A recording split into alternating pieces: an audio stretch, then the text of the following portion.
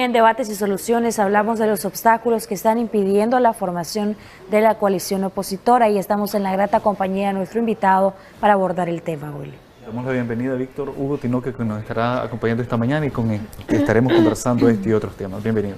Gracias, Willy. Gracias. Muchas gracias por la invitación. Que nos gracias, Jocelyn. Muchas gracias por la invitación. En este inicio de semana.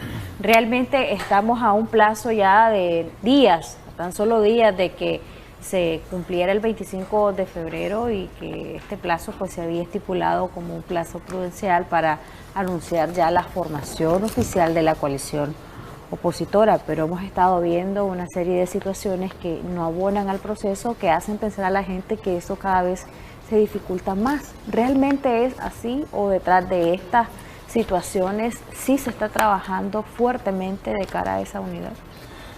Bueno, realmente el plazo del 25 de febrero no son plazos fatales, ¿verdad? Creo que es un plazo que de alguna forma la coalición o algunos miembros de la coalición han planteado como una forma de meter presión para que las cosas avancen, para que las cosas caminen. Mostrar un adelanto. Claro, mostrar un adelanto, ir hablando públicamente de los pasos que se van dando y creo que sí se va adelantando. Mira, obstáculos para la coalición. Hay de diferentes naturaleza. En primer lugar, la naturaleza del fenómeno político que estamos viviendo. Esta no es una elección normal, esta no es una elección donde los partidos políticos actúan en un ambiente democrático, ni actúan en un ambiente de competencia electoral normal. No, esta es una elección en donde ha habido una rebelión cívica que Ortega aplastó militarmente al costo de 350 muertes, pero es una rebelión cívica que generó un despertar de la sociedad y que generó un despertar de la juventud, ¿verdad? Estudiantes, jóvenes del campo y de todos lados se integraron a la lucha contra Ortega. Entonces, esta naturaleza del fenómeno que estamos viviendo nuevo, aquí no ha habido una rebelión cívica de esta naturaleza, creo que no había habido nunca rebeliones cívicas, siempre habían sido armadas. Es la primera vez que hay una rebelión cívica que opta por no usar las armas y que busca cómo quitarse de encima al dictador sin recurrir a la violencia, y ese fenómeno es nuevo. Además, los jóvenes se empiezan a organizar, los jóvenes se empiezan a conocer, pues surgen centenares de grupos que se van aglutinando, se van juntando, van formando nuevas organizaciones. Entonces es un proceso complejo, pero rico porque la variedad, la fuerza, la juventud, el empuje ha creado un nuevo dinamismo, al punto que los partidos políticos han casi pasado a estar en un segundo plano durante todo este tiempo, pues, y son esta fuerza nueva emergente las que han logrado construir ya una fuerza de oposición que todavía está en proceso de consolidación. Esa es la primera razón, el primer obstáculo, llamémoslo obstáculo, pero digamos que es una característica natural del tipo de fenómeno político que estamos viviendo. Ese es el asunto, Víctor Hugo, porque esa diversidad es vista por algunos como una fortaleza. Sí lo es, porque en una democracia es importante eso, que cada quien piense diferente y que cada criterio sea escuchado. Pero ¿qué pasa cuando esa diversidad pasa de ser una fortaleza a una debilidad, hasta el punto de no lograrse una verdadera unidad? Sí. Está siempre ese problema y ese riesgo, pero es que eso tiene que ver no solo con la complejidad del fenómeno que estamos viviendo y la diversidad de fuerza. La diversidad es una riqueza, ¿no? Es complejo, pero es una riqueza. En muchos países desarrollados, muchas fuerzas políticas triunfantes son fuerzas políticas diversas que se unen en diferentes grupos. En Estados Unidos así es. Por lo general, tradicionalmente en los Estados Unidos hay que entender eso. El partido, por ejemplo, demócrata ha sido una unión de fuerzas diversas que se juntan después en un solo proyecto político. En Brasil ha sido también así muy común, en Francia ha sido así muy común, en Alemania inclusive también ha sido de esa manera.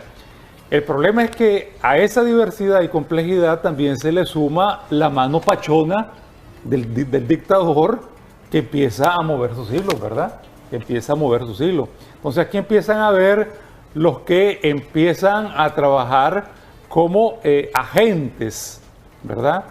Agentes del orteguismo para tratar de impedir, la unidad, para tratar de fomentar la división. Y de repente vos ves gente viejos, que yo le llamaría viejos agentones, que ya son conocidos, que empiezan de nuevo, agentones de la dictadura, que empiezan a activarse, ¿verdad? Y empiezan a volver a salir, que va a formar un grupo, y entonces posiblemente el dictador les va a dar algún partidito, ¿verdad? O le va a dar alguna cosa, y posiblemente hay dinero de por medio en algunos de esta gente, ¿verdad? Pero además se han activado, además de los viejos conocidos que se sabe que trabajan para el orteguismo encubierto y que se presentan como oposición, han surgido también agenturas nuevas que entran por la vía de los grupos y tratan de meter ruido, y entonces con eso hay que lidiar. ¿Esos nuevos son que provienen de alguna fuerza o fuente política, o son personas autoconvocadas que vienen a, tal vez por la inmadurez o poca experiencia, vienen y se suman de manera quizás no muy clara, pero que están haciendo parte de ese mismo hilo enviado por el gobierno? Hay de las dos cosas. El fenómeno es doble, efectivamente. Por un lado, es un problema de que mucha de esta gente, muchos de estos personas son jóvenes, son entusiastas, no entienden muchas cosas y entonces se enredan más, tienden a equivocarse, se desesperan, porque esta situación es desesperante, sobre todo por la represión, porque aquí no está haciendo política en un ambiente tranquilo, relajado, aquí estás haciendo política en un ambiente donde te persiguen, etcétera. Entonces hay mucha de eso, de lo que es el no estar contribuyendo a la unidad por ingenuidad, por desconocimiento o por desesperación. Hay bastante de eso, pero también hay alguna gente que es trabajo dirigido, el que hacen y tratan de meter ruido en algunas organizaciones y están bastante identificados también, yo te diría.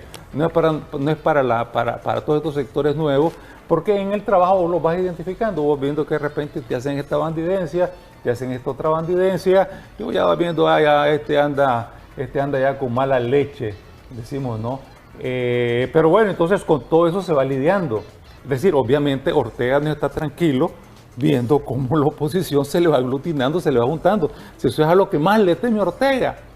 Yo insisto que más que a las sanciones que lo afectan y que él le teme mucho más a la unidad de todas las fuerzas de Nicaragua, porque sabe que eso es lo que lo va a derrotar de manera rotunda y de una forma que numéricamente pueda cambiar la correlación política. Y a propósito de sanciones que mencionó ahorita, hay un documento que acaba de postear en su cuenta de Twitter José Ramón Bauzá, eurodiputado, que dice, pregunta con solicitud respuesta escrita al presidente del Consejo Europeo. Vamos a dar lectura. Imposición de sanciones contra el régimen nicaragüense. El pasado 19 de diciembre del 2019, el Parlamento Europeo aprobó por amplia mayoría la resolución 2019-2978 sobre la situación de los derechos humanos y la democracia en Nicaragua. Tercera, sobre la presente crisis que vive el país centroamericano desde que estallara abril del 2018. En el texto de la resolución se celebraba la decisión del Consejo de adoptar marco jurídico para la imposición de sanciones e instaba a la rápida elaboración de la lista de individuos y entidades que deberían de ser objeto de medidas restrictivas por su papel clave en la represión violenta de las protestas, incluido el presidente Daniel Ortega y su esposa, vicepresidenta Rosario Murillo. Habiendo transcurrido 2 meses desde dicha resolución sin que se haya adoptado medida alguna y ante la violencia y represión continua que padece el pueblo de Nicaragua, ¿cuándo prevé el Consejo Europeo la lista de individuos y entidades del régimen nicaragüense a sancionar? ¿En qué se concretarán dichas medidas restrictivas? Prevé el Consejo la inclusión de Rafael y Laureano Ortega, hijos de la pareja presidencial, y de Ramón Avellán Medal en la lista de sancionados. Es parte pues del documento que ha divulgado esta mañana a través de su cuenta de Twitter el eurodiputado, pidiendo pues prácticamente una respuesta ante este marco jurídico que fue aprobado en su momento y que da una pista de qué cuáles son los candidatos que deberían de estar en esa lista nueva de sancionados. Bueno, me diera la impresión que efectivamente los europeos vienen por esa vía. Ellos tienen que hacer algo, como decía algún diputado recientemente en Europa, un diputado español decía: nosotros queremos para América Latina lo que queremos para nosotros. O sea, nosotros para Europa queremos, dicen ellos, democracia, libertad, poder hacer política de manera tranquila, sin que te anden aporreando y sin que te anden acosando. Eso es lo que queremos para América Latina. Por eso hay que ayudarle a América Latina. Por eso hay que ayudarle a Nicaragua, ¿verdad? Y hay que agilizar lo de las sanciones. Yo creo que eso va a ser un hecho en algún momento del futuro próximo. Va a ser un hecho y va a haber muy probablemente una tanda de sanciones ahora alrededor de marzo de este año en la Unión Europea, y eso va a contribuir, ¿verdad? Pero sigo insistiendo, lo básico aparte de eso, ¿verdad? Y aparte de lo que pueda hacer los Estados Unidos por su lado, que seguramente va a seguir poniendo sanciones, creo que inclusive Trump está interesado en poner más presión. Trump necesitaría algún tipo de logro y de avances significativos en Nicaragua en términos de un acuerdo político, ¿verdad?, que realmente abra las puertas a elecciones libres, verdaderas, democráticas, y para presentar eso como parte de su Todo esto avance y de tendría un sus peso logros. importante de cara a la reforma electoral. Recordemos la vigencia, por ejemplo, del memorándum de entendimiento firmado entre Nicaragua y la Organización de Estados Americanos. ¿Qué puede pasar en este escenario en donde hay mucha presión internacional, hay cierta presión de la oposición en Nicaragua, aunque a juicio de algunos ha bajado el nivel de demanda, por ejemplo, la liberación de los presos y de otras situaciones, pero esto se puede conjugar al final para llegar a un buen acuerdo, para llegar a una reforma electoral aceptable, creíble? Mira, tal vez antes un poco, Jocelyn, de contestarte esa pregunta, terminar de definirte el tema de las dificultades y las ventajas para la unidad. Además están los ambiciosos en la política, los grupos que están pensando en su propio interés pequeñito, chiquito de su grupo político, y entonces dicen, de repente dicen, nuestra corriente política, digamos que sean conservadores, que sean liberales, puede decir, o que sean cualquier otra cosa, nuestra corriente política tiene la oportunidad ahorita de revivir. Por ejemplo, pues yo me imagino que los conservadores, cuando yo veo a algunos conservadores diciendo que van a armar su grupo aparte, Centro derecha. Centro derecha. Mañana va a ser presentado. Sí, por eso. Y de repente, ¿en qué país han vivido esto? No están viendo que está la dictadura. No están viendo que no hay forma de apiarse a Ortega si no nos unimos todos, ¿verdad? Entonces ahí es donde vos ves que hay intereses mezquinos. ¿A su juicio están actuando en buena fe por la democracia o están siendo parte de ese grupo, esos hilos que está moviendo el gobierno para tratar de estropear que se llegue a esa gran unidad? Mira, yo creo que aquí más que un problema de buena o mala fe, es un problema de ambiciones sin sentido, hombre. ¿Cómo te vas a estar poniendo en estas circunstancias a pensar que vas a revivir el conservadurismo en estas circunstancias? Que traten de revivirlo después, cuando salgamos de Ortega. Porque ahorita busquen cómo unirse. ¿Será que hay quienes dicen ser opositores y realmente no lo son? O sea, en la práctica, de manera consciente o inconsciente, queriéndolo o no, ¿verdad?, te volvés cómplice de la división que hace feliz, de la división de la oposición que haría feliz a Ortega. Pero hay una ventaja, porque todo esto pareciera negro, pero hay una ventaja, y es lo siguiente. Esta elección es una elección plebiscitaria. Una elección plebiscitaria quiere decir que la gente va a votar de una forma que va a votar para salir de Ortega, ¿verdad?, o que Ortega se quede. En esta elección se van a juntar un gran bloque, que es lo que quiere que Ortega se vaya, y un bloque reducido, más pequeño, que son los que quieren que Ortega se quede.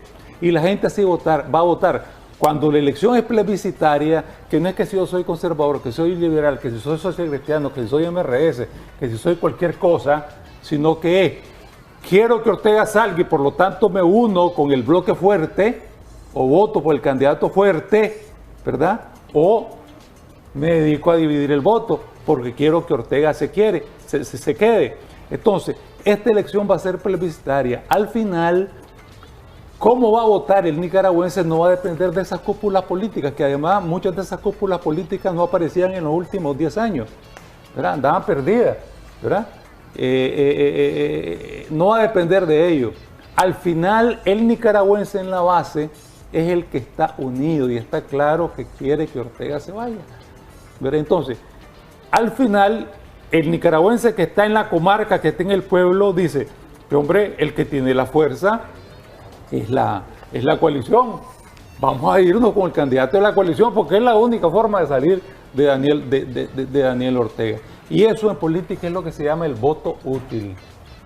El voto útil es el voto donde en un determinado momento el ciudadano dice, bueno, voy a desperdiciar yo mi voto votando por uno que más bien está dividiendo o votando con que me parezca bien el candidato, me guste, pero yo quiero que Ortega se vaya. Al final el problema es, ¿se va o no se va Ortega? ¿Verdad? Entonces la gente va a votar en función de, creo yo, de la utilidad de su voto. Y eso es una enorme ventaja. Eso ya funcionó en el pasado. Inclusive, fíjate que en el pasado se da el voto cruzado, que a la hora de votar por el presidente, ¿verdad? A la hora de votar por el presidente, todo el mundo se juntaba alrededor de quien miraban que era el más fuerte para ganarle al dictador, aunque después el voto se cruzara en las candidaturas de diputados, o miraba las diferencias cómo se manifiestan. Entonces yo creo que esa es una gran ventaja, y que una vez que la coalición esté conformada, ya sólida, ya está avanzando mucho, y esté sólida totalmente, ahí la gente no se va a confundir por dónde está la vía. O sea que estos grupos no lograrían su objetivo. Entonces yo creo que toda la agentura va a hacer su esfuerzo, ¿verdad? Todos los que trabajan como agentes del orteguismo van a hacer su esfuerzo, pero no van a tener éxito. Creo que los que están de buena fe, por desconocimiento, van a ir dándose cuenta y van a ir entrando en razón y cayendo a la cuenta de que es lo correcto, ¿verdad? Y creo que los otros se van a dar cuenta que van a hacer el ridículo. En todo caso, van a ser resultados totalmente pequeños los que puedan obtener. Voy a lo que me preguntaba sobre el memorándum de entendimiento. Efectivamente, ya se acaba el plazo para eso, ¿verdad? Ortega no le queda mucho tiempo para revivir ese plazo, aunque la voluntad política, en el momento que se la logremos construir, forzarlo, ¿verdad?, a negociar, reinicia la negociación de nuevo, pues. O sea, tampoco que se acabe el plazo del memorándum de entendimiento significa que no pueda haber un papel después para la OEA, pero te indica, sí, la voluntad de Ortega, que creo que eso es importante. Ortega está todavía tratando de ver si puede hacer una elección farsa, si puede montar el muñeco de una elección farsa como la que hizo Maduro la última vez, ¿verdad? Y hacer algún fraude como el que hizo también Evo en Bolivia, ¿verdad? O hacer una elección farsa como la del 16. Que eso es lo que yo quiero recordarlo, eso se nos olvida. Ortega no tiene legitimidad de origen ni tiene legitimidad de ejercicio. No tiene legitimidad en el ejercicio por la masacre de 350 a 400 ciudadanos. Y no tiene legitimidad de origen porque la elección del 16 fue un fraude completo, fue una farsa. Si corrió a la oposición de las elecciones y solo se quedó con los partidos que estaban de colaboracionistas en ese momento, inclusive algunos que ahora podrán haber reflexionado y darse cuenta que este es el momento de salir de Ortega, de quitarse el tutelaje de Ortega. Yo creo que esta es una oportunidad importantísima, ¿verdad?, para que aquellos liberales que jugaron el papel de comparsas durante 15, casi 20 años que tiene el pacto con Alemán, ¿verdad?, se den cuenta. Y pacto que lo llevó a ellos a ser siervos, subordinados de Ortega, dominados por Ortega. Tienen la oportunidad de liberarse de ese tutelaje de Ortega, ¿verdad?, y jugar en un escenario de manera independiente y de manera libre.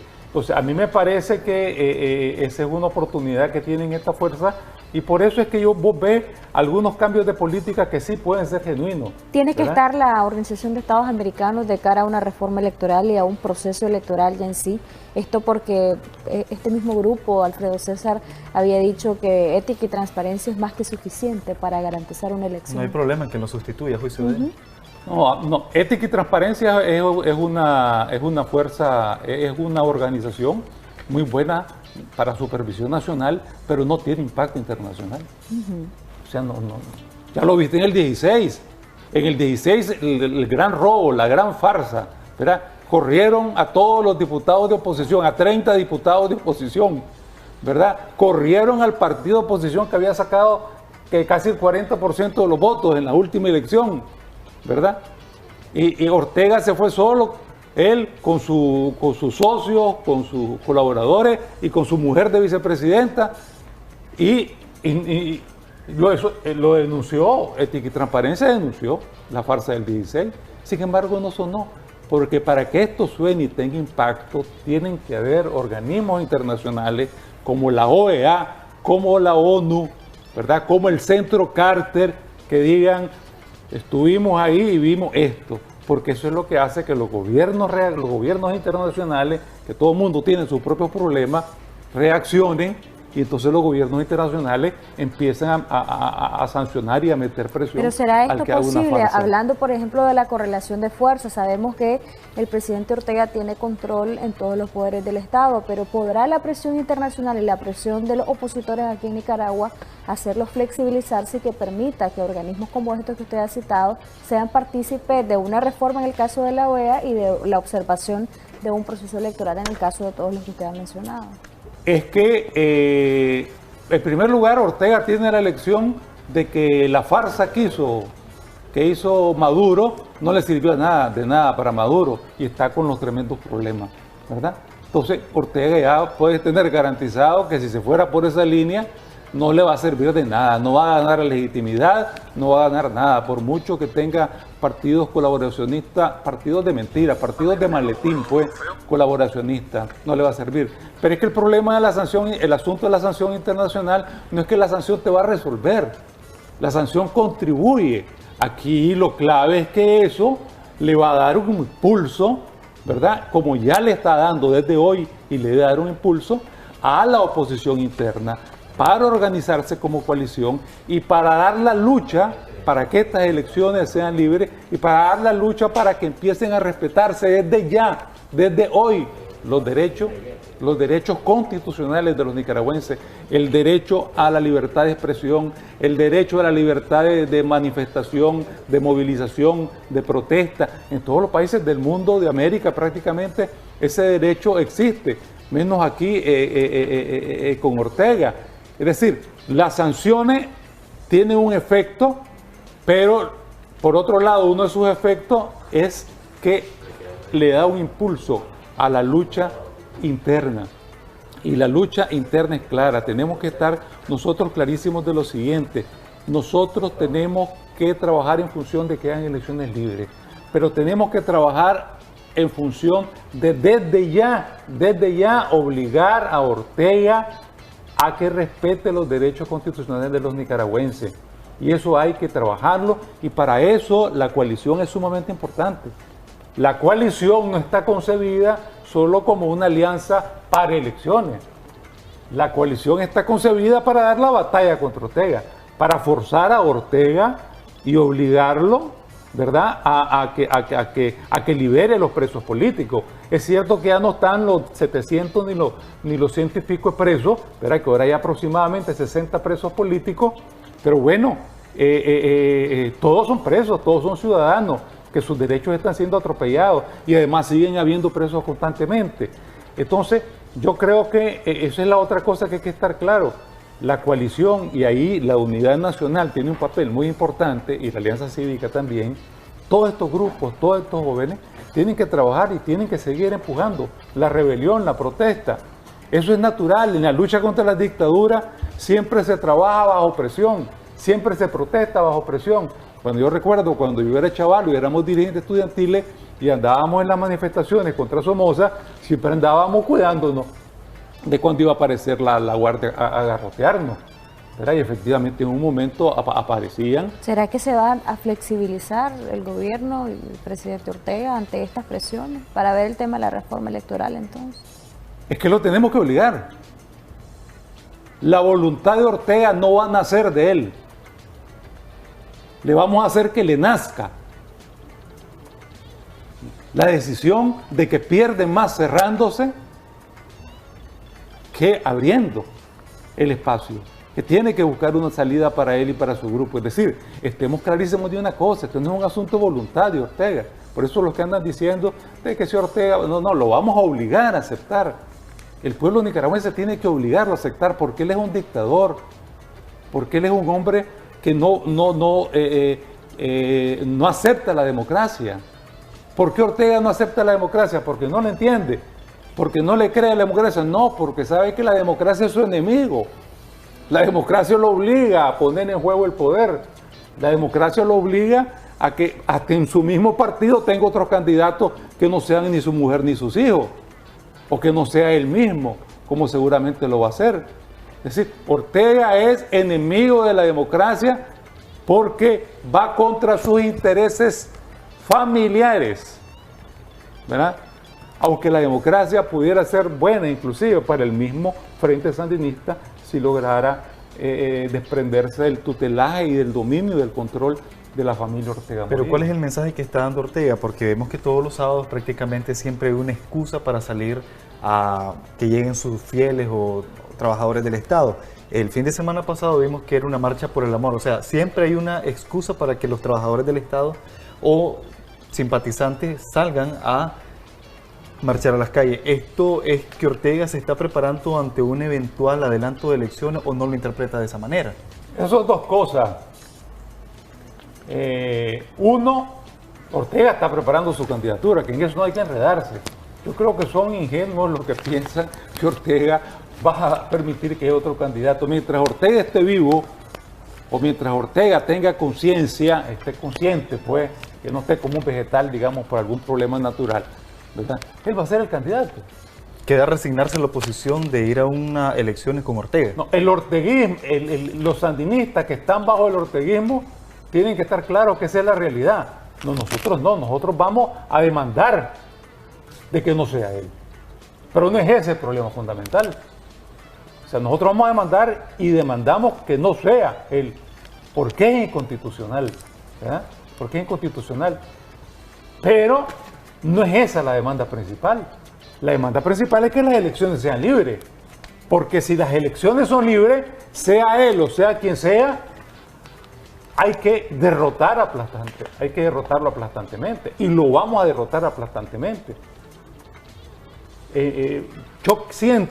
Yo te soy franco, y no es un optimismo falso, sino que yo veo cómo se van moviendo las cosas, tengo información, me comunico con casi todos los dirigentes, tanto de la Unidad Azul y Blanco como de la Alianza Cívica y con otros grupos políticos, y yo veo que las cosas van caminando en una buena dirección.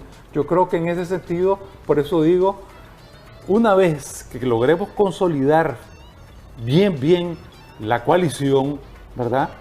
Eso nos va a permitir no solo obligarlo a negociar elecciones libres, eso nos va a permitir obligarlo a respetar ya, ¿verdad?, los derechos constitucionales, los derechos y las garantías que en la Constitución tenemos todos los nicaragüenses y que él está pisoteando todos los días.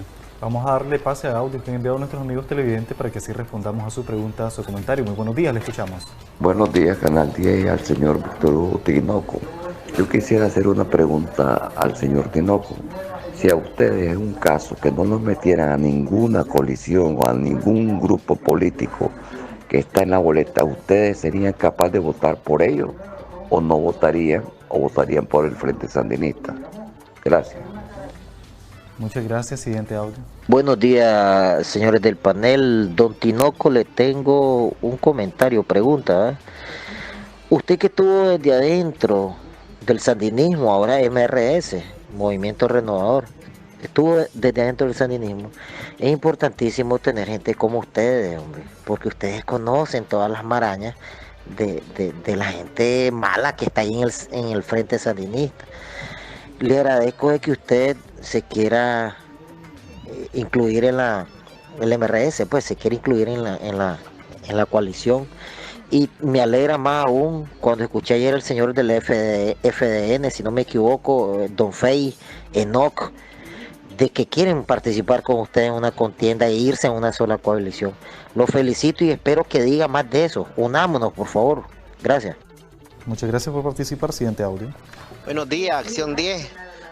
Un saludo a todos. Tienen que unirse todos los partidos para sacar esta situación que estamos viviendo en el país, porque esto está duro, todo más caro, no se vende nada, así que hay que unirse todos. Muchas gracias. Gracias. Siguiente audio. Buenos días y saludos. A mí me gustaría muchísimo que les explicaran a mucha gente que no sabe qué es lo que es una rebelión cívica a un golpe de Estado. Que si me le pueden explicarles, por favor. Siguiente audio. Muy buenos días, señores Canal 10. Muy buenos días. Yo quisiera hacerle una crítica al señor Víctor Hugo Tinoco, y no solo a él, a todos los políticos que llegan ahí de derecha, que solo usan el estribillo dictadura, dictadura. Si yo me he puesto a contarle y hasta más de 70 veces dicen dictador, como que no tienen otra frase. La pueden decir una vez, pero en el español uno puede utilizar variedad de palabras similares, ya. Pero solo dictadura, dictadura, el estribillo dictadura, dictadura, como que no tienen nada que decir, llegan a decir lo mismo, nada más. O sea, que cambien ya ese discurso, que ya él que es un anacrónico, debía cambiar ese discurso. Solo dictador, dictador, como que no tiene nada que decir. Gracias a todos por participar. Bueno, vamos a responder pues, brevemente ahí los comentarios de los amigos televidentes. No sé si me pueden ayudar con la primera pregunta, que es la que Sí, no no logré captar. Realmente no comprendimos muy bien. Vamos a pedir que vuelvan a poner por favor ese primer audio y que le suban un poco al retorno interno acá en el estudio, a ver si logramos comprender bien. Y su alusión a los partidos políticos o cuál sería la opción de votación, si no estoy mal. Sí, el primer audio, por favor. Buenos días, Canal 10, al señor Víctor Hugo Tinoco. Yo quisiera hacer una pregunta al señor Tinoco. Si a ustedes es un caso que no nos metieran a ninguna coalición o a ningún grupo político que está en la boleta, ¿ustedes serían capaces de votar por ellos o no votarían o votarían por el Frente Sandinista? Gracias. Ya nos quedó muy claro. Sí. Empecemos con ese audio. Miren, lo primero es que cuando dice ustedes, me imagino que se refiere al MRS, Sí. ¿verdad? No, el MRS está desde el principio en la coalición, ¿verdad? Está desde el principio, estuvo en la fundación de, o sea, el MRS tiene 12 años de estar en abierta oposición contra Ortega. Cuando todo el mundo estaba feliz con la burbuja y con el gran engaño del avance económico que avanzaba arriba, pero que no avanzaba abajo entre la gente, ¿verdad? Y donde no se miraban los atropellos, donde no se miraban las bandidencias que le hacían a la gente en los barrios y todo el atropello que se daba y que la gente se hastió, ¿verdad? El MRS es el único que andaba haciendo oposición y nos miraban como loquitos en las calles, ¿verdad? Sin embargo, después reventó todo esto. El MRS tiene un compromiso básicamente con la democracia, con la libertad y con la justicia, ¿verdad? En este país. Y nosotros, estemos o no estemos en coaliciones, nosotros vamos a votar por la democracia. Así que en eso nadie se tiene que enredar, pero nosotros, eso no significa que no hayamos estado en la construcción, precisamente porque sabíamos que venía una dictadura más dura y que había que rescatar la democracia. Nosotros empezamos trabajando desde el principio, buscando cómo hacer la alianza con lo que era el grupo de lo que actualmente es Ciudadanos por la Libertad. Después ellos decidieron romper con nosotros por su cuenta. Lo lamento, creo que fue un error político en ese momento. Después seguimos construyendo el Frente Amplio por la Democracia. Después hemos contribuido a construir la unidad azul y blanco y estamos contribuyendo a hacer la coalición, ¿verdad? Es decir, creo que como fuerza política, el MRS, que es básicamente una fuerza joven, una fuerza de jóvenes, las caras como la mía de mi generación, somos de alguna forma los que tenemos alguna experiencia de varias décadas y por eso creo que somos más reclamados por los medios de comunicación, pero esas son fuerzas jóvenes y por eso han identificado fácilmente con los jóvenes, los autoconvocados, etcétera, etcétera, y estamos adentro. Y nunca se nos ocurriría votar por Ortega, ¿verdad? Jamás, eso no tiene ni el más mínimo sentido, para dejarle claro pues al amigo que llamó. En esta última intervención dijo nuevamente la palabra dictadura, el amigo televidente le ha contado ya 70, sería la 71 vez. ¿Cómo explíquele por qué usted considera que esta es una dictadura. Yo quisiera que el amigo me explicara cómo le digo al gobierno de Ortega, si esto es una dictadura, si esta es igualita a la de Somoza y peor. Yo viví la dictadura de Somoza, ¿verdad? Y ahorita estamos peor. Él no tiene arrinconado a los medios de comunicación, los vive acosando, no tiene arrinconado a todos los grupos políticos que le adversan, no vive persiguiendo a los chavalos de los barrios, no vive echando presos. Cada semana hay decenas de presos, ¿verdad? Decenas de presos, que lo que pasa es que a una parte lo sueltan y después lo vuelven a sacar. Eso era típico de lo que hacía Somoza. A mí Somoza me echó preso, ¿verdad? Me agarraba 5 o 7 días y después me volvía a soltar porque éramos dirigentes estudiantiles y no le convenía que siguiéramos presos, ¿verdad? Entonces, eso es lo mismo que está haciendo Ortega, ¿verdad? Si además de eso tiene a la mujer de vicepresidenta, ¿verdad? Y si además de eso quiere seguir en el poder y además de eso ha sido el único candidato que ha tenido ese partido, lo que queda del Frente Sandinista, que ya ese Frente Sandinista histórico desapareció, lo que queda de ese Frente Sandinista en 40 y pico de años ha sido el único candidato, no ha podido haber otro. ¿Verdad? No puede haber otro y siempre se ha opuesto. Entonces, ¿qué cosa es eso? Es un dictador dinástico, pero igualito que Somoza, pues. Somoza también era su dinastía, su hijo Suchiwin, ¿verdad? Y su esposa, su amante, que jugaban un papel también poderoso en los medios políticos en esa época. Entonces, yo no encuentro otra forma de llamarle más que dictadura, no le puedo llamar gobierno, porque además fue candidato de manera inconstitucional cuando la Constitución lo prohibía. Además, la última elección fue una farsa, se robó las elecciones, se las volvió a robar las municipales, anduvo garroteando a todo el mundo. Entonces, ¿y qué cosa es eso? Es una dictadura, lo siento amigos, no se puede llamar de otra manera. En relación a lo de Fley, yo creo que es muy importante la participación del FDN, ¿verdad? Que el Fley es uno de los líderes, ¿verdad? Tengo ya muchos años de conocer a Fley, inclusive lo conocí en la época de los 80 y de los 70, digamos, cuando ya estaba la negociación entre el sandinismo, Frente Sandinista de esa época y la contrarrevolución, y creo que es un hombre bueno que quiere la democracia, ¿verdad? Y que tienen que empujar, ser parte de esta coalición, ser parte de la unidad. Eso no nos cabe la menor duda. Recientemente tuvo cierto disgusto ahí con las elecciones, pero bueno, ya ese impasse aparentemente ya se superó y ayer lo vimos en esa participación durante el evento de la resistencia nicaragüense, si no estoy mal, donde el comandante 380 pues daba ese apoyo prácticamente, pues que no importa las ideologías, sino pues tratar de llevar el proceso que conlleve a una unidad. Sí, mira, Luis Fley Johnson, pues, que era el seudónimo de él en la época de la guerra, es una de las personas con más prestigio en la resistencia, porque hay otros líderes de la resistencia, ¿no? Desafortunadamente Ortega triunfó en la resistencia tuqueándola, ¿verdad? Entonces tienes tú un tuco de lo que era la resistencia, la tiene con él, ¿verdad?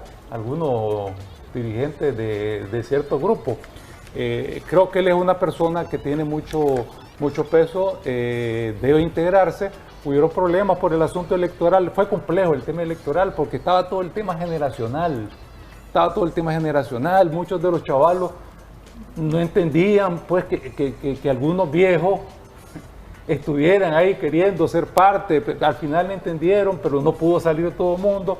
Bueno, pero yo creo que ahora ya es importante que está empujando en la dirección correcta y va a jugar un papel destacado, creo yo, en la unidad o donde quiera estar y en la coalición. Decía uno de los audios que tienen que unirse todos porque percibe pues de que efectivamente el impacto económico es muy fuerte, percibe todo caro, incluso vemos el viernes cerró aquí en la capital un restaurante debido pues al mismo impacto de la crisis en nuestro país y pues seguramente hace ese llamado a la unidad para que haya una fortaleza en la cual se siente a negociar con el gobierno de Nicaragua. Mira, yo creo que ese es el otro tema que hay que trabajar en estos meses.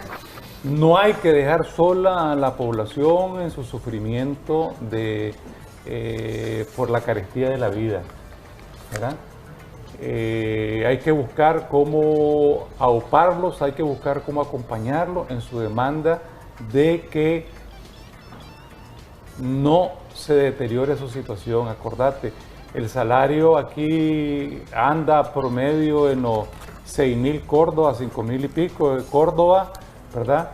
Y la canasta básica está en 14.000, casi 13 veces más, 14.000 y pico, la canasta básica. Entonces, es una situación terrible y hay que acompañar a la población en eso. Es decir, al mismo tiempo que consolidamos la coalición, al mismo tiempo que le metemos presión a Ortega para obligarlo a hacer elecciones libres y adelantar las elecciones. Se pueden adelantar esas elecciones, ¿verdad? Al mismo tiempo que hacemos eso, lo vamos a hacer también respaldando la lucha de la gente que está sufriendo las penurias económicas. Yo lo puedo decir y eso da resultado. Puede ser gente que piense, no, eso no tiene sentido. Sí tiene sentido. Porque hay generadores de opinión que dicen que ya no hay tiempo para el adelanto de las elecciones y se resignan prácticamente para el 2021. Yo no sé por qué dicen eso, pues tal vez porque están pensando no hacer presión. Pues tiene que meter presión. O sea, vos no te puedes resignar cuando depende de lo que vos hagas. Depende de la presión que vos hagas. Si la gente empieza a protestar, si la gente empieza a rebelarse nuevamente, si la gente empieza a reivindicar sus derechos, hay gente que está reivindicando sus derechos. Han habido algunas protestas puntuales que no solo son políticas, sino que son económicas, ¿verdad?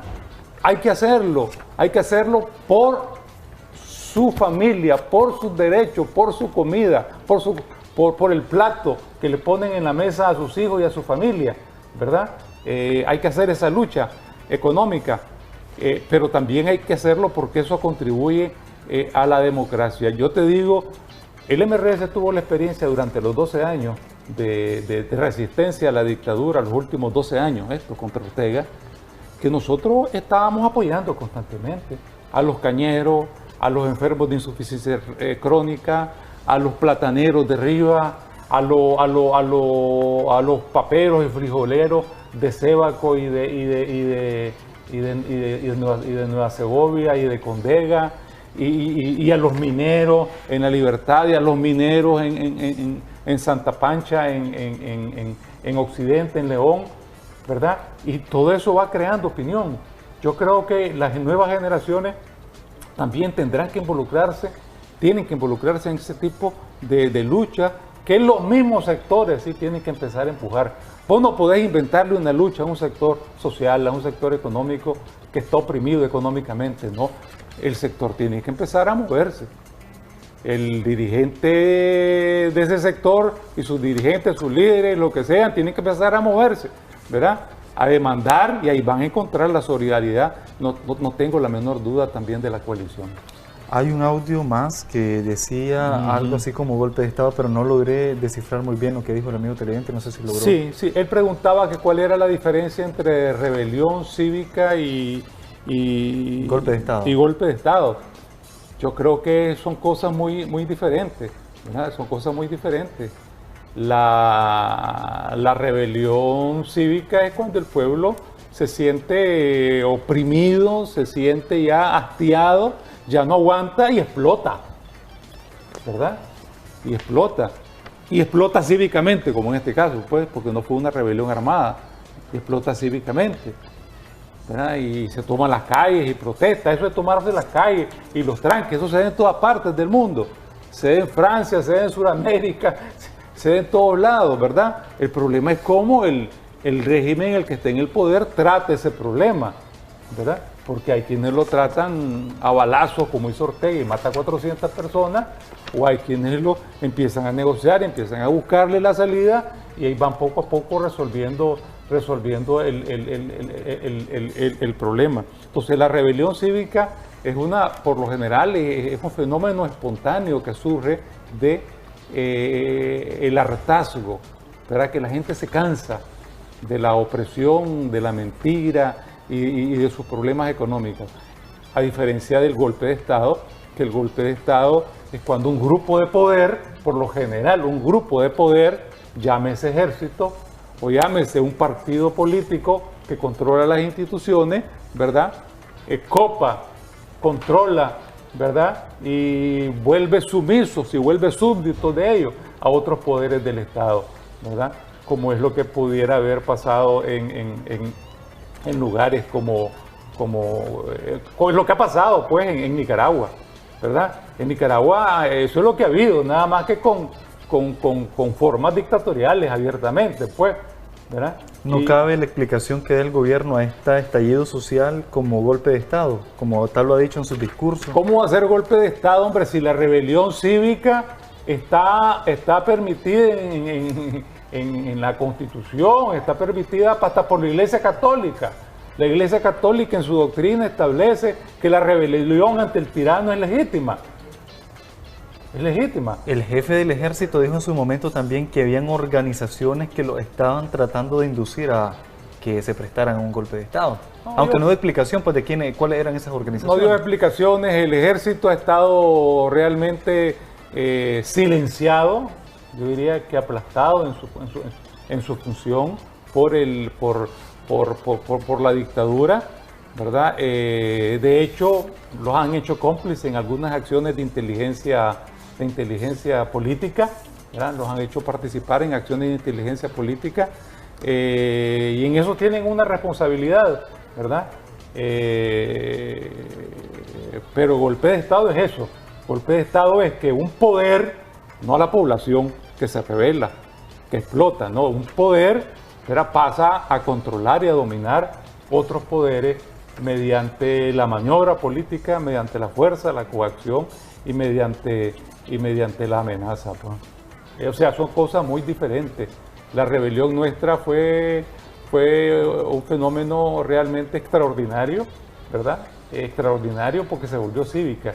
¿Y por qué fue cívica? Porque la gente, como la guerra está reciente y todavía están vivos los actores de la guerra y sabemos lo que la guerra destruye, ya todo el mundo optó por rebelarse y tratar de bajar al dictador y sacar al tirano sin necesidad de recurrir a las armas, porque después de las armas, por lo general, viene de nuevo el autoritarismo y vienen otros dictadores. Entonces, en eso hay que tener, por eso, convicción de que la rebelión debe de ser cívica por el interés de Nicaragua. Bueno, prácticamente se nos ha acabado el Muchísimas gracias, tiempo. don Víctor Hugo, un placer que nos haya acompañado. Bueno, así es, vamos a ir a una pausa. ¿Tiene alguna conclusión adicional a lo que hemos conversado? Decir simple y sencillamente que se ha avanzado extraordinariamente. Personalmente he venido siguiendo este proceso el año pasado, todo este año, desde que todo esto nació, y lo veníamos siguiendo en la lucha contra la dictadura estos 12 años. Y yo estoy sumamente contento de cómo, a pesar de las dificultades, a pesar de las complejidades naturales del proceso, jóvenes, viejos, mayores experiencias, menos experiencia, diferentes ideologías, etcétera, a pesar de esa complejidad y a pesar de los agentes del orteguismo, la cuestión va avanzando, se va consolidando. Hay reuniones prácticamente todos los días, se están coordinando los procesos de organización.